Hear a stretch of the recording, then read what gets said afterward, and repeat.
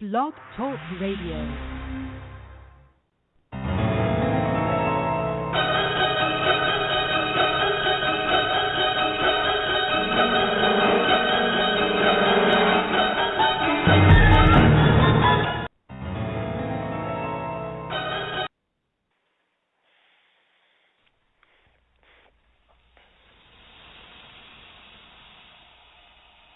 Yes, yes, yes. This is another episode of Wake Up African People. This is the Truth Doctor, along with my brother, Astro Ra, formerly Astro Black. And it's hard for me to change his name. I've been calling Astro Black so long, but we're going to get it right. Tonight's show is about sacrificing black children to white supremacy. And we're going to touch on a whole lot of issues in the black community where we have our people just giving up their children to white supremacy without even telling the children what's going on, what they went through in their life, what's out there in the streets, what's facing them. Black parents don't tell the truth because they're in fear. Black parents don't tell the truth because they are living in the illusion of inclusion.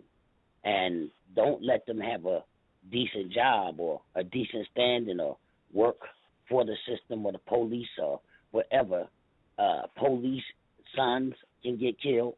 Bus driver sons can get killed. No matter what capacity that you're working in the system, your children still have to walk the street just like everybody else has walked the street. Now, we've been having all these killings of black men year after year after year. And every time you see it, 99% of the time, the black people sell their children out. Talking about we gonna pray, we gonna wait for Jesus to come, or we gonna trust in the judicial system that's behind all this carnage. Because if they really cared about black people, they would start really prosecuting these police. But the police work for the system. You cannot separate the two. How can you separate the police for the system and they are there to police the system and keep you under control? The first police in America was started during slavery to police you and keep you on the plantations. Now the police are trying to keep you on the modern day plantations inside the ghetto.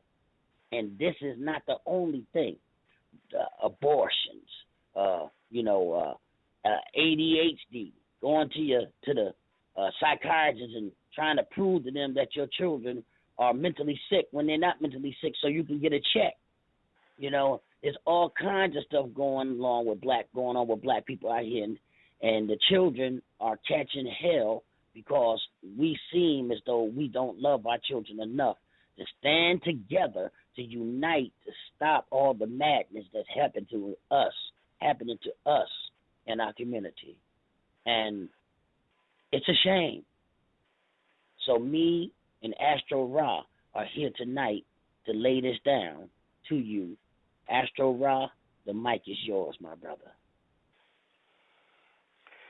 Astro Ra. Good evening, brothers and sisters. Stay black, stay strong. We're witnessing the wholesale violence and escalation of white supremacy across the planet with land removals, rape, disappearances, and lynchings by state-sponsored terrorists on primetime TV. We should have had many make-up calls before now, but watching the cold-blooded murder of Brother Walter Scott in South Carolina should have been a wake-up call for all of those who have committed to your denial and your blindness. Your blindness, your apathy, your denial. After hearing that, after seeing that, after experiencing that, and accepting that as a part of the reality that we're dealing with now, there should have been a core shift. There should have been a change, a reawakening amongst all those people who have committed to the conspiracy of denial amongst our people about what we're dealing with in the demonic nature of white supremacy and how it's coming for our children, our elders, our brothers and our sisters. No one is safe.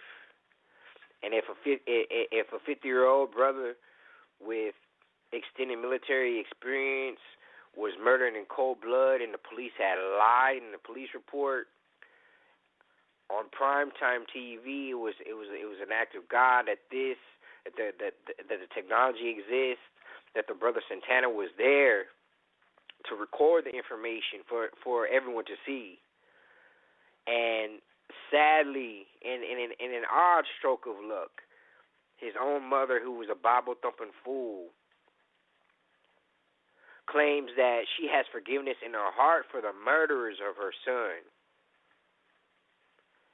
And this is a pathological response, almost a psychotic response to a demonic problem, an inability, and clearly a rejection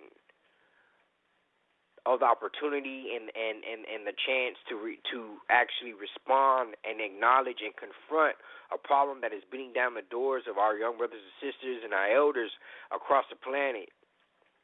There's a black genocide that is taking place. And the sooner that we confront it and realize what's going on, and the fact that we have to put aside any kind of fear or delusion of inclusion,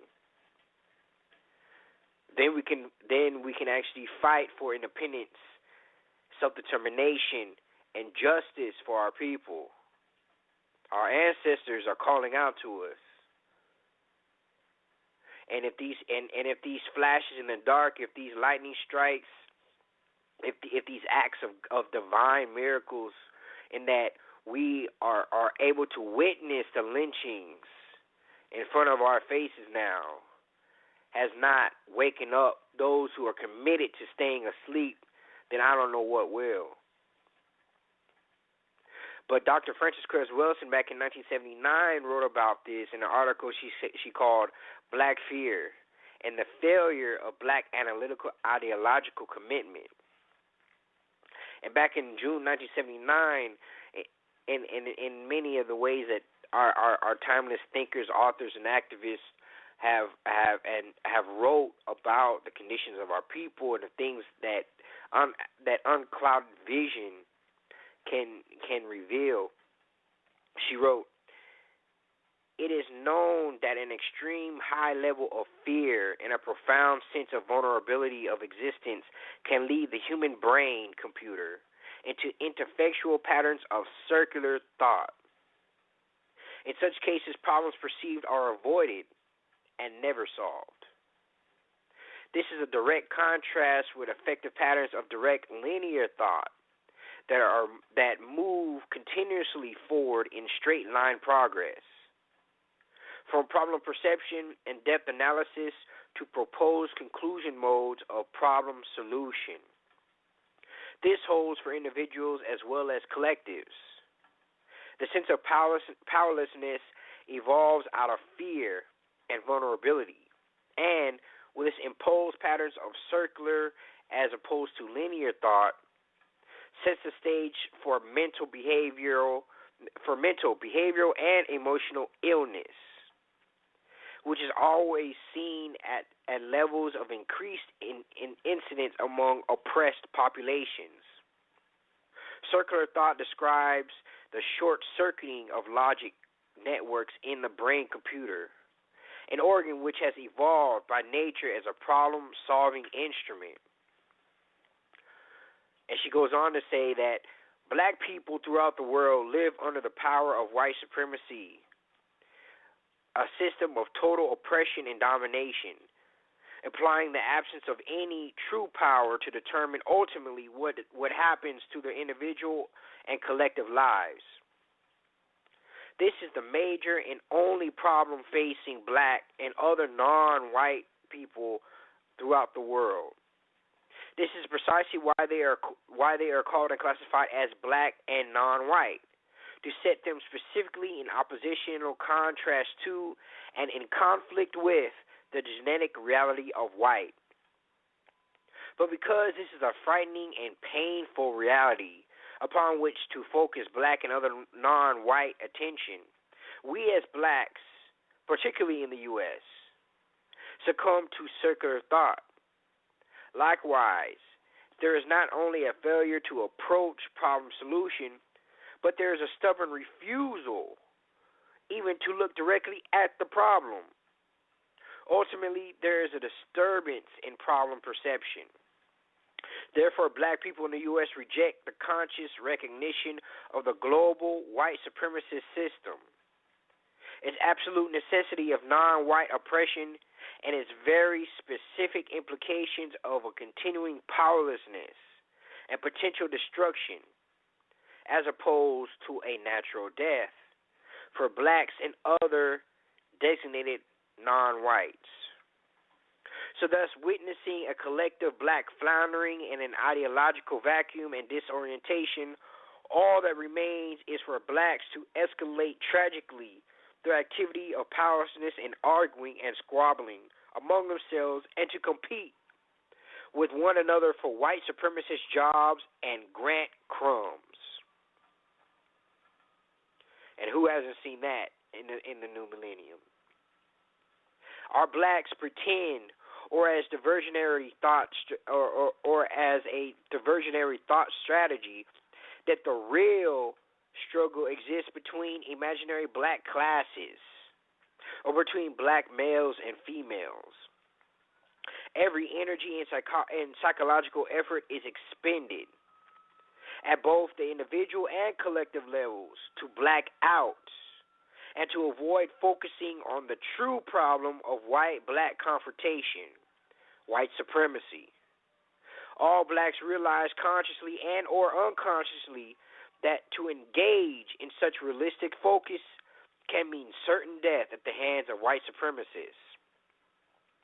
The total black collective of the U.S. has yet to confront consciously the mind-blowing logic and thought-distorting shock and fear that set in following the assassinations of particularly all courageous black male leaders, Malcolm X, Martin Luther King Jr., Whitney Young, Medgar Evers, and Fred Hampton, and then the Holocaust in Jonestown, Guyana, which many conscious blacks accept as it was a planned government action, terrorism, in today's vernacular. Since all these deliberate deaths have occurred, there has been a profound disinclination by surviving blacks to confront the awesome and murderous reality of white supremacy directly.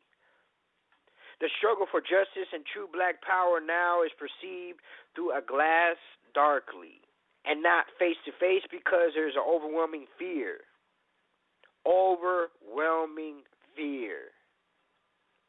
And in spite of their superficial differences, the various analysis of the black problem by the aforementioned men, if carried through to their ultimate implications, all lead ultimately to an eventual neutralization of white power control. But this fear of death at the hands of white supremacy of the white supremacy collective, because it cannot be admitted aloud by the adult black population, has been repressed. Repressed, sisters and brothers, to the point that there is a pathological mental illness among those among us who are in denial and have no will or capacity to deal with the problem as is. Despite the murders, despite the lynchings, despite the hangings, despite the disappearances, despite Ebola, despite state-sanctioned terrorism in Africa, all over this country, all over the planet, despite land removals in Australia and in other parts of the South Pacific of black people who are indigenous to these lands, have been there for thousands upon thousands of years.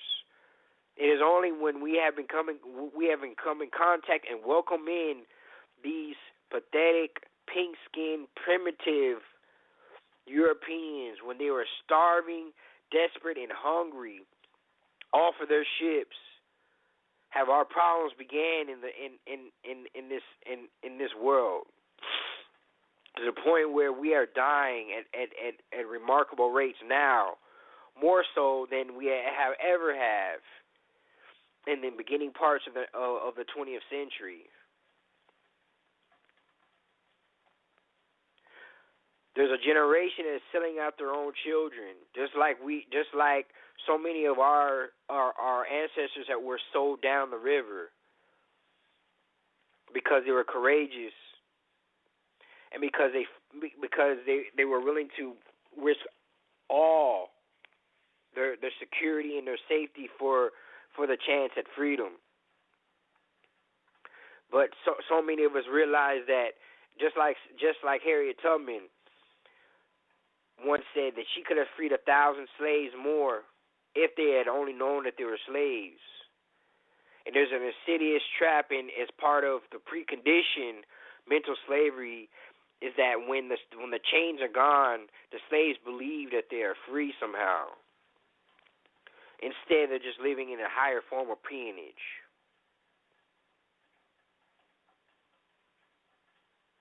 Brother Akbar.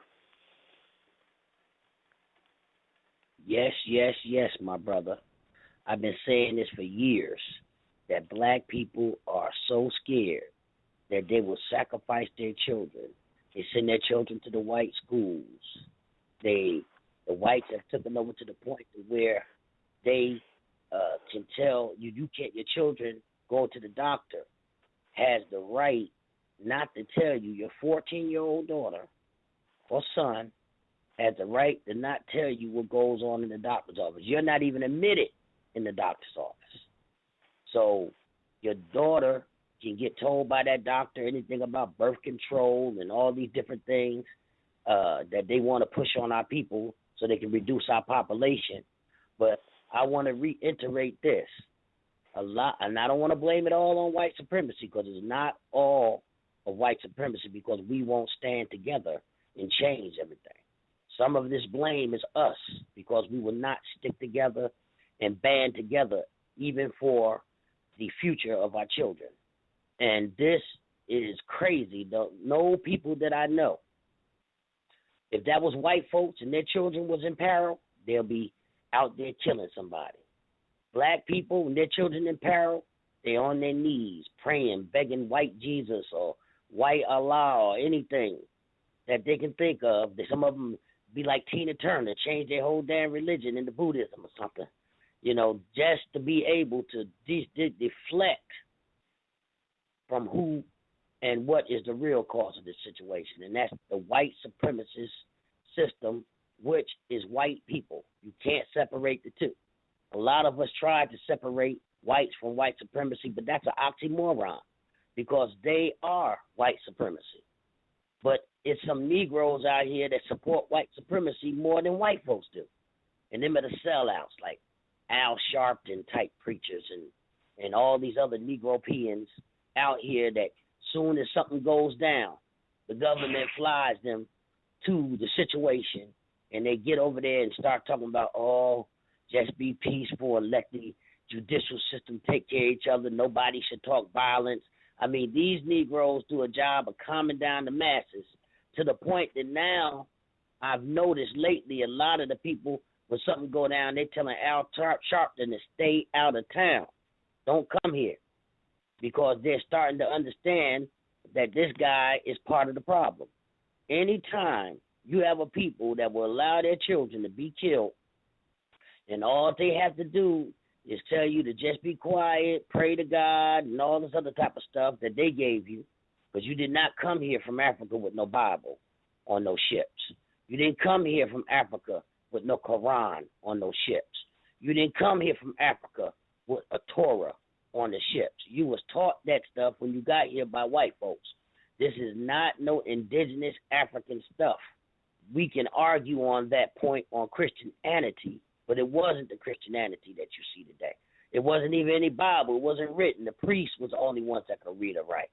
And people used to just practice, the ritualism part of the religion. And there was no Bible or you could go read, because the first Bible ever printed was the Gutenberg Bible, and that was in the 14th century by Gutenberg, who was broke. He's a Jew too, and then the Jews brought his press, and then he himself, they wrote themselves into this religious book that they wrote to control the white masses. It was really used first to control the white masses, but it worked so good on them, they took it international. So you want to pray to something that's not even real, while your sons and your daughters in some cases are shot down and killed in the streets by these white supremacist police who work for the system, and the system is not going to convict itself. Most of these white guys get a pat on the back, or they may take them off the street for a while, and they get a job somewhere else in some other county, some other state, if they want to get rid of them, and you will never hear about them. And maybe even they may change their names. We don't even know what happens to these white killer police once they take them off the force. Like in Ferguson, they fired the other guy. We don't know what he's doing right now. They'll do that every now and then to make you think that they're doing something about this thing, but it's nothing that they're really going to do because the government is behind it. Anytime you think the government is not behind it, why are they not convicting the police for killing these black men? Now I'm waiting to see if the brother Scott, what's his first name? Walter Scott, his case is going to be, the cop going to be convicted in his case. I am waiting on this because some people believe that the Jews, the people that's behind all this, the small hats we call them, because there really ain't no such thing as no Jews, period.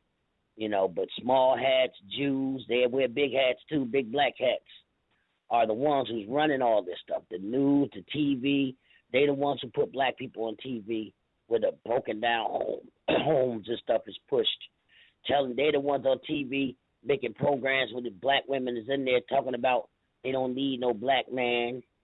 They're the ones who push this stuff with the interracial marriage. When you turn on the TV, you see black men courting white women when you know that most black men are with black women. But the way you see it is more black men with white women because of the television propaganda.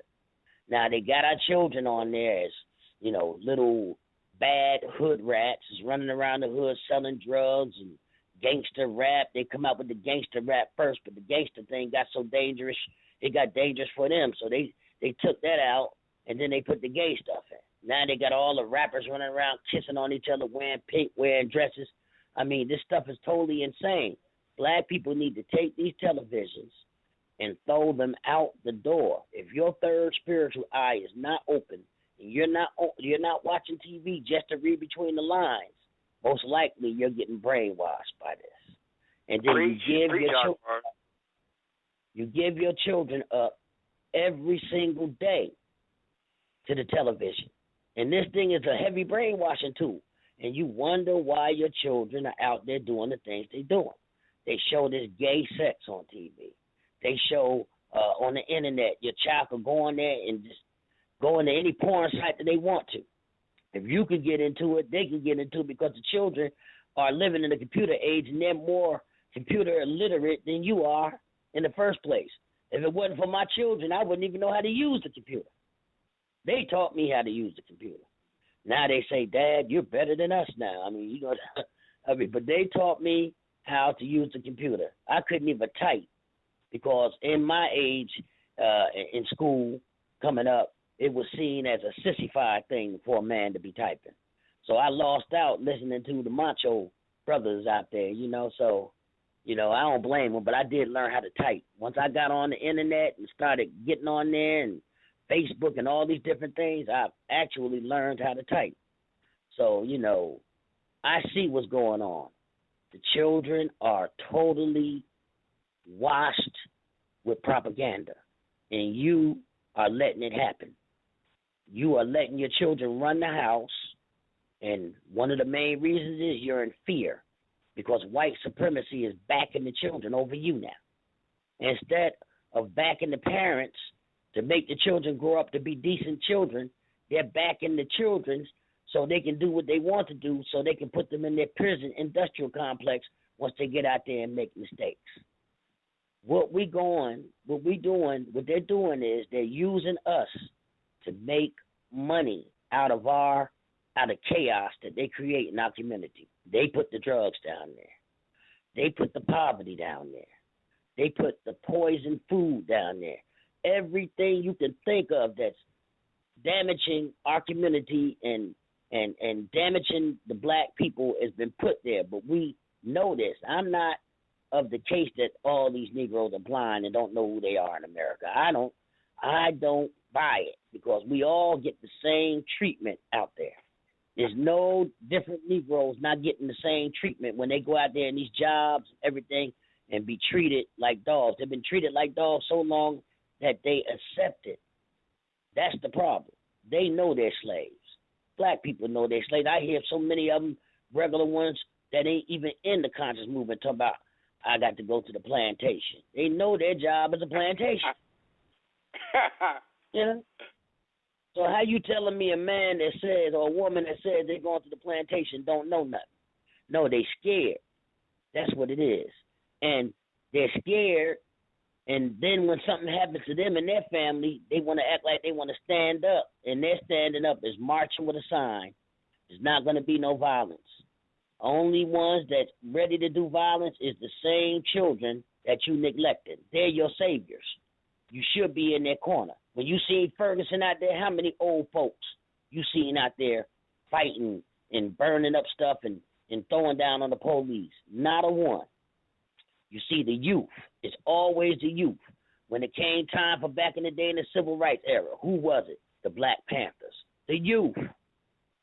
Back in Marcus Garvey time, when there's riots and stuff, the Red Summer and all that going on, it was youths that stood up there and fight.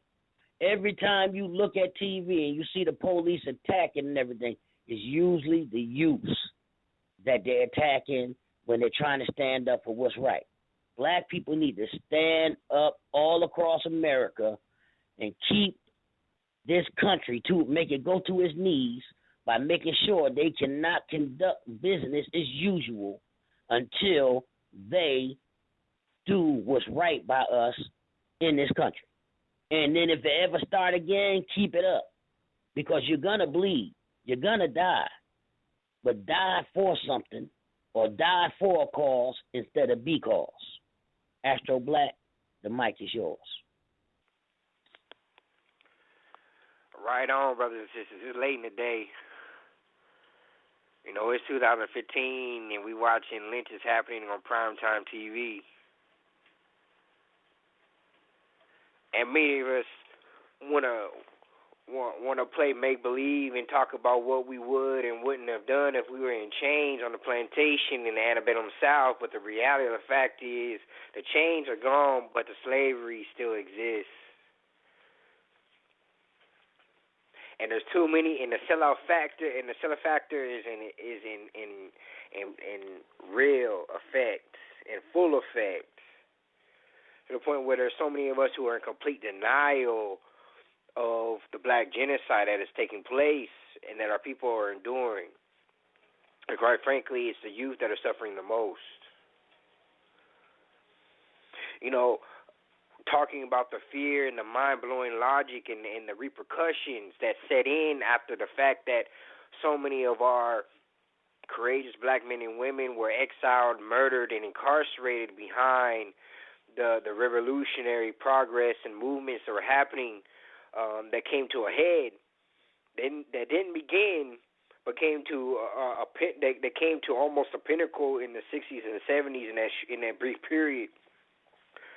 there's a sector of the generation of the late baby boomers, those who particularly were born in the mid to late 50s to the early 70s, who have internalized most of this fear.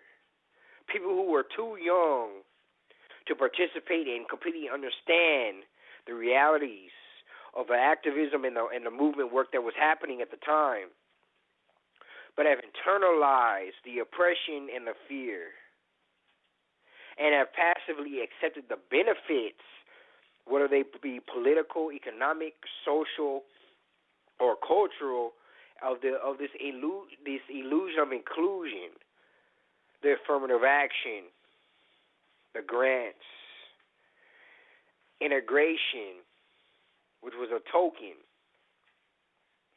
So you have a generation who came out in the aftermath of the murders and the bloodshed, the exile, incarceration, the crack epidemic, and the complete betrayal of the African of the African nationalists, independent movements here in the West as well as on the continent. And they have bought lock, stock, and barrel the watered down version and the pseudo hippiest revision of the tumultuous times of the 60s and 70s and the hard work that brothers and sisters did in order to put black people, the black families together, the black communities together in the same way that Marcus Garvey's movement did in the 30s and the 40s. So you have a whole generation of elders who are brainwashed and paralyzed by fear. And these are the same Bible-thumping nigger preachers, sellout, federal working politicians, and pseudo and showbiz activists who are out there who are squashing and neutralizing the movement, and actually derailing and curtailing the insightful and the violently inspired energy of the youth who are out there on the streets, who are facing the real life dangers of white supremacy on a daily basis. So, for instance, you have what happened with Walter Scott, and if any of y'all have seen the extended interviews of Faden Santana, the Dominican brother who happened to videotape the murder, it took him. It's actually it showed a tremendous stroke of courage on his part for him to come forward with the video, because in an extended interview he said that he actually considered erasing the tape because he knew how much danger his life would be put in with the fact that he had the proof of the footage and the fact that the police lied. His brother was a barber. He was walking to his job when he recorded the murder and the lynching of Walter Scott. And it was when he got to the barbershop and he heard the news and the news coverage of the case and the fact that the police had lied up and down about what happened and why the brother was murdered, that he began to reconsider sitting on the information and the footage.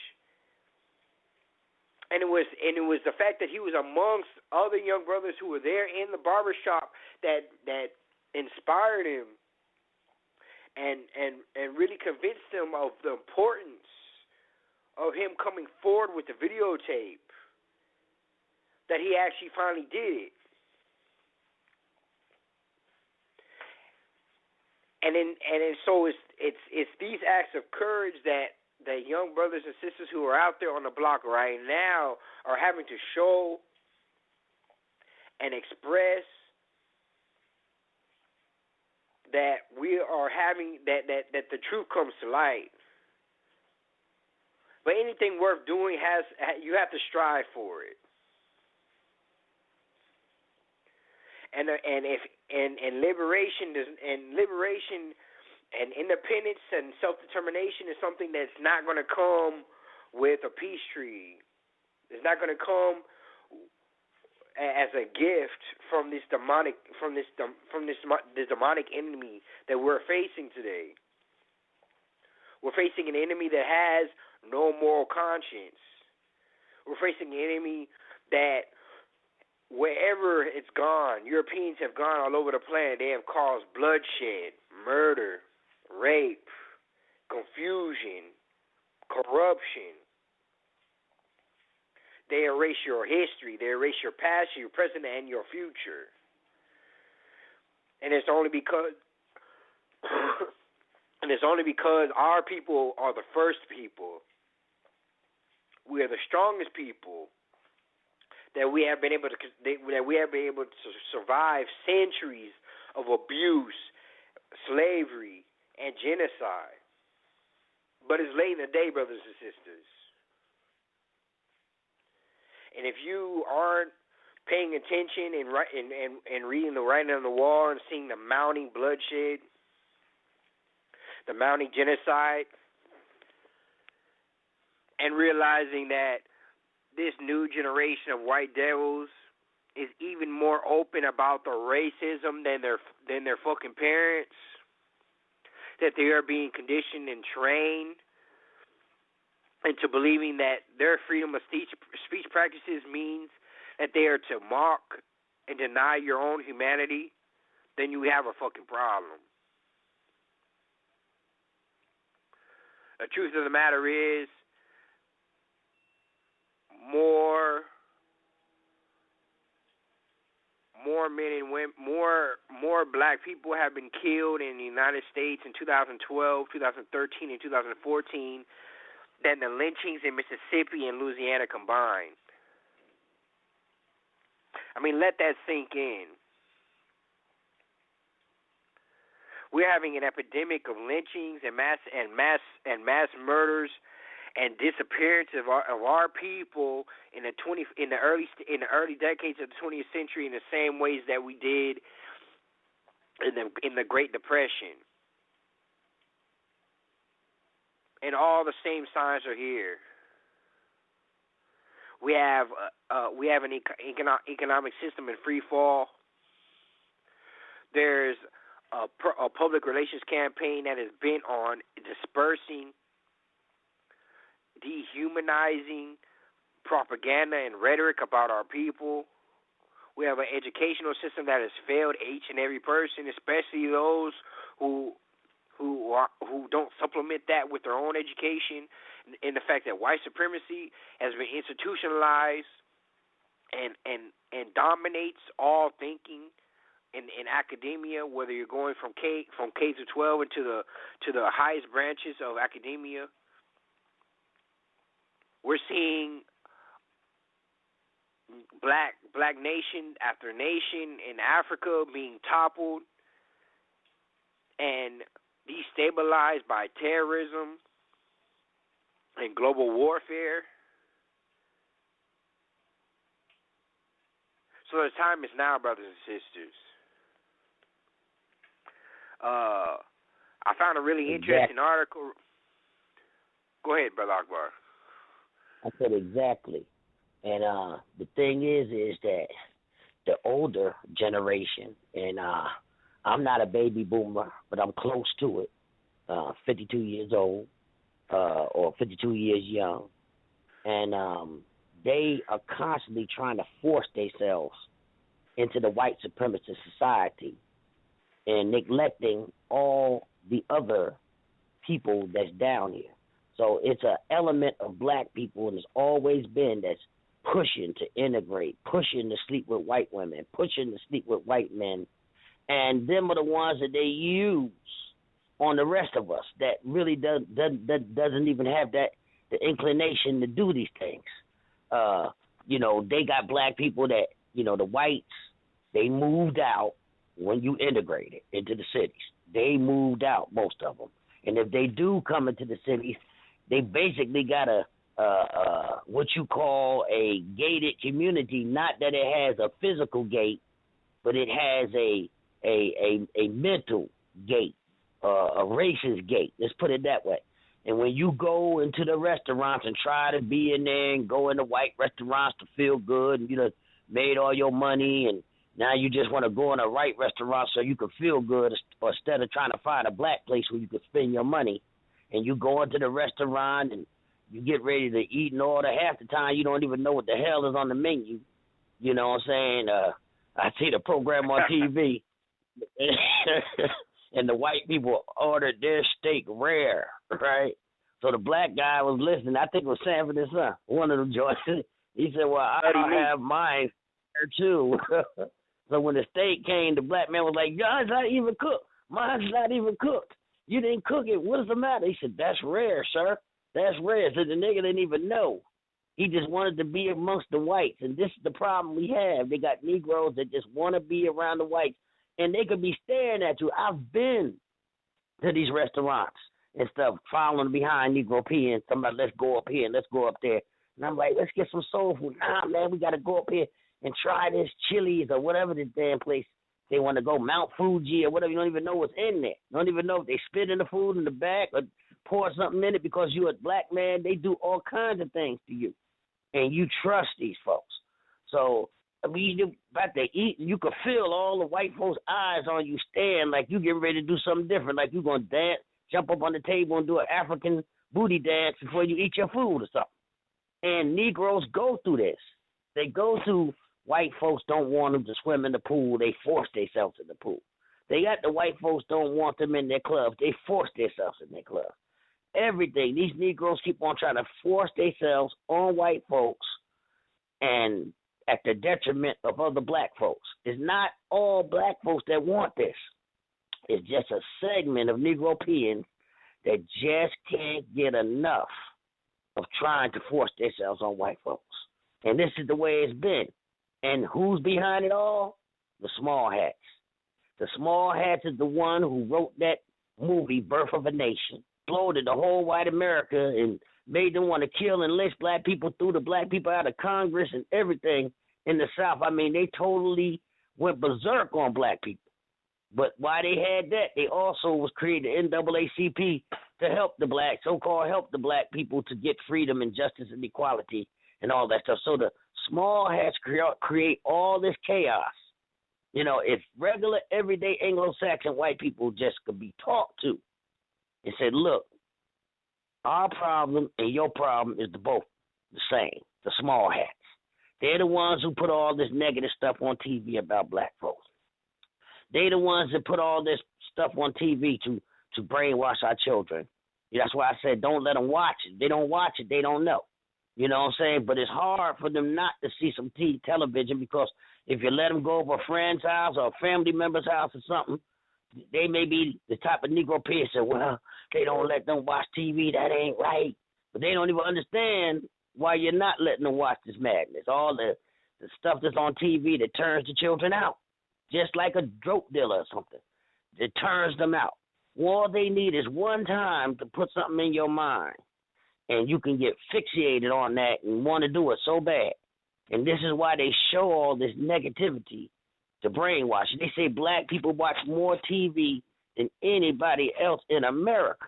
You know, they sitting up under a seat for TV, watching it every day, watching all these scandals and Steve Harvey show and the butt-licking Tyler Perry series where they got this modern-day Sambo on there. What do you call that? What's the other guy's name? Stepin Fetcher. He in there dancing, wearing all kinds of funny colors and everything. He should be shot by somebody. I don't care what nobody say. And you can say the truth doctor said that somebody needs to off that nigga and put him out of his goddamn miseries. These days in time of 2015, walking around playing goddamn Stepin Fetcher, making the image of black people look bad. We got to get hard on these Negroes that are willing to sell us out for some money and go and play in these things on TV to make us look like an inferior people. We got to stop. White people wouldn't stand for nobody going on TV doing that, you know, and acting like that. They wouldn't stand for it. You don't see it. You ain't going to see it. And you're never going to see it. We got to start standing up for our own image. And I'm to the point that where we need to collectively leave America, not one by one, but in masses, either leave America or all move to one area in America and take it over by numbers. That's what my ideal of real freedom is. And set up our own stuff and chart our own destiny, like Marcus Garvey said. No matter if it's on the African continent, this continent, wherever you want to do, we need a plebiscite. And we need to do some grassroots street activism with the plebiscite, going around educating our people in these churches and mosques and whatever to let us in, and come to a consensus with all the black people in America who wants to join in on this vote, to vote for what we're going to do, what the future of our race is going to be. Because if we don't hurry up and stand up and do something and put something in place, we're going to be done. Because these people have taken over every facet of our lives. You don't control your children. You don't control your woman. You don't control your destiny. You don't control anything. You at the whims of these people we call whites, but the little bitty regular whites, they're just the vanguard of these super oppressive whites we call the small hats. That's what Irritated Genie likes to call them, the so-called Jews, I call them. And these are the most vicious ones of them all. They're the ones over in Israel killing up the same type of people they are, Turkish stock Palestinians. Both of them are not even the owners of that land. That's black land. That's Africa. And it's always been in Africa, and it's never not been in Africa. You're going to tell me it's the Middle East. Where's the Middle North? Where's the Middle South, Middle East, or the Middle West? That's Africa. It's called the Arabian Peninsula. A peninsula is a landmass that jots off of a larger landmass, and it jots off of Africa. You can walk right into it. These where these people came in ancient times and all around the sea areas and everything and took over. And back then they was exploiting our children. They was taking little boys, little girls, just like they doing today. They ain't nothing new going on. We just in modern times, and they were raping them, molesting them, and using them in their harem and everything. And then they were taking grown men and cutting their penises off, turning them into what they call eunuchs, which is no more than a homosexual. And then they would take them and put them in their little male harems, and they would be raping and molesting them too. So we are, by us not standing up, we're sacrificing the next generation. That's what we mean by we're sacrificing our children. It's a smaller level of sacrificing, and it's the larger level of sacrificing is we won't stand together to make sure that they have a better future than we do. That's the problem. So we're going to have to do something. We're going to have to stand up. This is why we come to you with this provocative information on Wake Up African People, because we're trying to make you wake up. We're trying to make you stand up. We're trying to make you love your race, the people who look like you, the people who are suffering like you. Don't be a sellout. Don't be an Al Sharpton. Don't be a Jesse Jackson. And many more out there I will not name tonight because I'm trying to be easy on them because they're tricky. There's some out there that say some good stuff, but then they turn around and then say some old crazy stuff and support homosexuality, bringing white people of Scientology into the mosque. I mean, we got all kinds of sellouts, Muslim sellouts, Christian sellouts, so-called black Jew sellouts. You know, we just got a whole array of sellouts. But the biggest sellouts that I've seen is the preacher and these homosexuals that got running everything.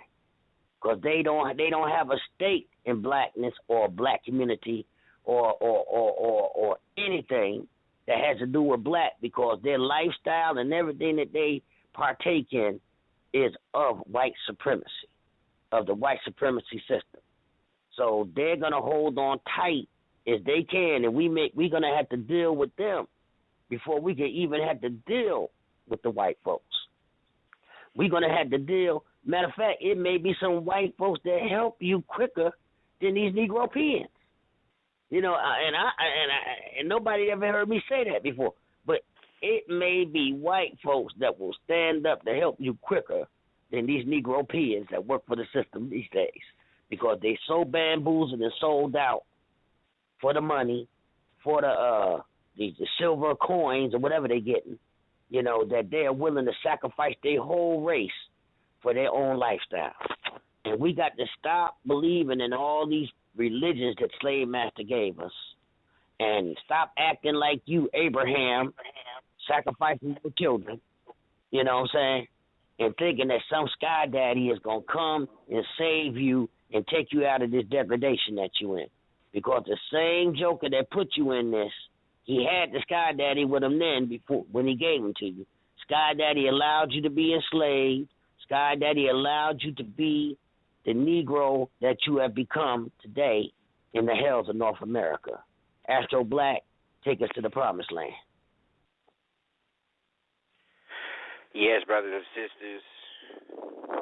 It's late in the day. It's 2015. And our people are being lynched and genocided at an exponential rate that pales in comparison to the lynchings and the murder and the mass destruction that we've seen in the 20th century. In this millennium just began. The fact of the matter is, if you do not understand white supremacy, what it is and how it works, everything that you understand will only confuse you.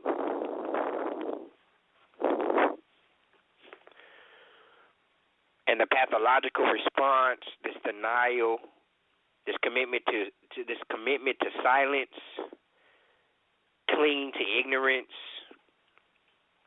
this infighting, is all a childish response to people who are unwilling to confront the real evil, the real destruction that is facing us on a daily basis.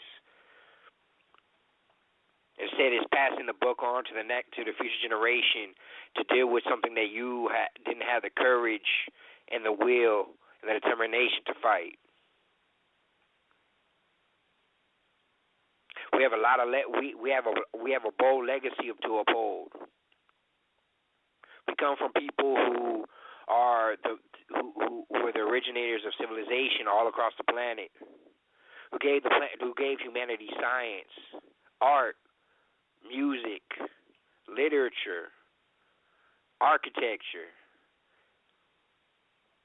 dance. We are the first people, and most certainly will definitely be the last. But in the meantime, we have to hold on to the courage and the divine mission that we have to rehumanize the planet. There's a lot of bullshit going on out here.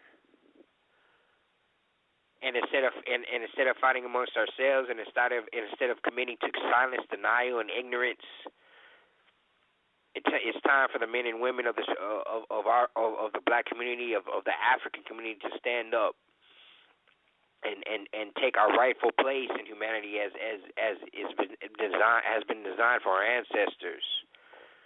Many of us are here now because our previous ancestors have fought so hard and for so long against tremendous odds in order for their bloodlines to continue to exist. I mean, so many of us have been sold up and down the river. But the time is now.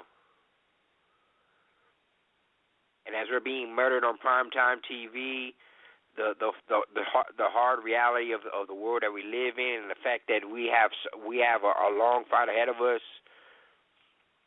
should be the wake-up call in 2015 that even though there's a black president, there's black death in the streets, in our neighborhoods and in our homes, and that white supremacist devil is coming in through your window and through your front door, through your television, coming for the mind, bodies, and spirits of your children. Look out, brothers and sisters. The time is now. Yes. So we are about to tune out tonight, and we want you to know that we have a show Wednesday night at 9 o'clock, and we have a guest. The great Dr. Walter Williams will be with us once again, and the show will be on the first church and the first European institution of learning. This is the first church in the whole wide world. Some people think it was in Africa. It's on the African continent, but the place is not considered Africa. Matter of fact, it's part of the European Union in Turkey. So, but we know that all that whole Middle East is a part of Africa. It's the part of Africa where they came in at, and they're still there to the day. We call them Arabs, but they no more than white folks that came in, part of the white tribes that came in and intermingled with some of the people and got a little bit of hue, some of them. And now we call them Arabs, and the white folks call them sand niggas because they know who they are. When they say sand niggas, they're trying to tell you they mix whites, but they still consider them as part of the white race because the white race is diminishing in numbers, and it's time for us to stand up. Actually, we're powerful enough to take them. But a lot of us are in fear to think because, they got modern technology, they got planes, they got tanks, they got armies, but they stop to forget we are their armies. We are the ones who fought and died in their wars. I mean, you could go back to all the wars. They used black people on the front line for every last one of them while the whites were standing back. So, right. Don't tell me that we can't defeat them. The problem is we are the ones who prop up white supremacy, the same white supremacy that's on our necks. And this is crazy. We prop them up. You'll see a black man standing in a uniform, 10 Chuck, he's the greatest soldier they ever had. Now, I've never been able to find this, but somebody told me that Hitler said if he had 10,000 Negro soldiers, he would have won that war because that's how hard they fought. My dad told me that the Germans told him to go home because I'm going to be your boss at the end of the war, and it's true. They were the bosses and stuff at the end of the war. They brought them over here. Every time you go fight for the white man, they bring the same folks over here, give them stores and businesses in your community, and sell you out. When are we going to learn? They sell you out every single time for centuries, and black people keep on falling for the same bullshit, trying to be included in this system. And it's just ludicrous, man. It's ludicrous how our people are so ignorant.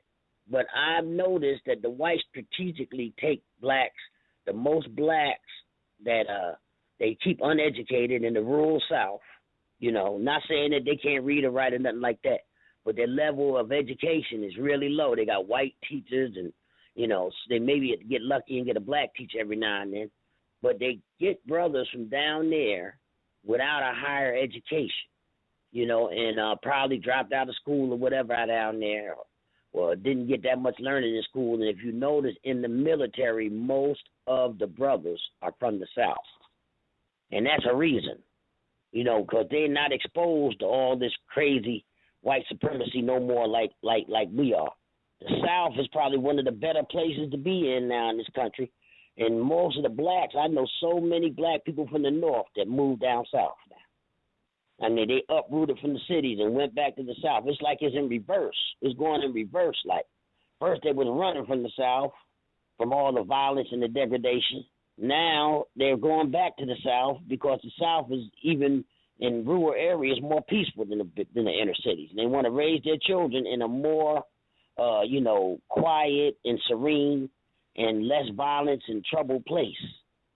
So I just give my hands to the ones who want to go back to the land anyway, because when you go back to the land, you can feed yourself.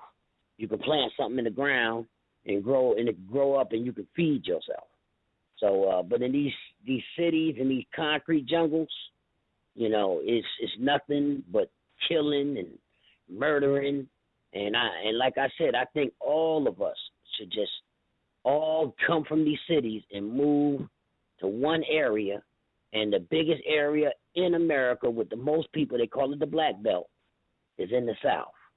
I think we all should go to that area and take it over because it should be ours because so many of our people died and bled on them lands down South. It should be ours. We should take the South for black people.